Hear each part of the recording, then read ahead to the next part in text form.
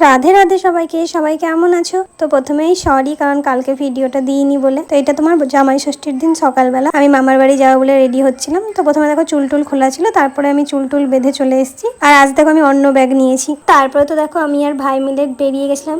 এত রৌদ্র এত রৌদ্র, মানে কি বলবো। আর তো আমার মামার বাড়ি খুব কাছে আমার বাড়ি থেকে, তো দেখবে দুম করে পৌঁছেও গেছি। আর আমি যতক্ষণে গেছিলাম সবাই পুজো করতে বসে গেছিলো। আর এখানে তো তোমার পুজোর রিচুয়ালসগুলোই হচ্ছিলো। তারপরে পুজো শেষ হয়ে গেছে আর আমিও হলুদ মেখে নিয়েছি, মানে মাখিয়ে দিয়েছে আসলে মামি। আর এখানে ভাইদেরকেও মামিরা সব হাতে ওই সুতো বা পাখার হাওয়া করে দিচ্ছিলো, আর মা আমাকেও বেঁধে দিয়েছে। তারপর দেখো আমরা সবাই মিলে এখানে খেতে বসে গেছি। এটা মামার বাড়িতে আসলেই আমরা সবাই এভাবেই খাই। এটাই হয়তো মামার বাড়ির আসল মজা। আমাদের কিন্তু জামাই ষষ্ঠীতে ভালো মন্দ রান্না হয় না, এটা জামাইদের পক্ষে খুব কষ্টের। ভালো মন্দ রান্না হয় না বলতে মাছ মাংস রান্না হয় না, বাদবাকি সব ভালো জিনিসই রান্না হয়। তো চলো বাড়ি চলেও এসেছি। এই গরমে আমি আর ভিডিও করতে পারিনি, মুখের অবস্থা দেখে বুঝতেই পারছো প্রচুর হালত খারাপ হয়ে গেছিলো। তো চলো আজকের মতো টাটা।